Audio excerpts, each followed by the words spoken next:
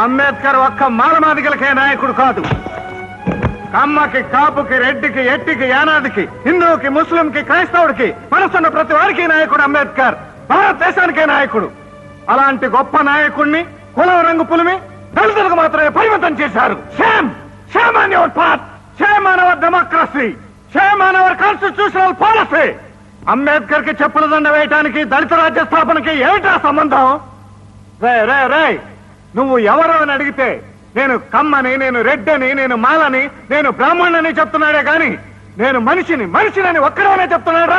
చెప్పొద్దురా. Caste feeling తో కొట్టుకుని తావండి. కులాల వారిగా విడిపోయి మతాల వారిగా పొడుచుకుని కమ్మ జిల్లా అని, రెడ్డి మండలం అని, మాల రాష్ట్రం అని గాంధీ గారిని ముక్కలు చేసినట్టే దేశాన్ని కూడా ముక్కలు చేసేయండి. సిగ్గొదిలి, శర వదిలి, నీతొదిలి, జాతి వదిలి, మంచి వదిలి, మనసొదిలి నరుక్కోండి, పొడుచుకోండి. కళ్ళు రెండు పొడుచుకో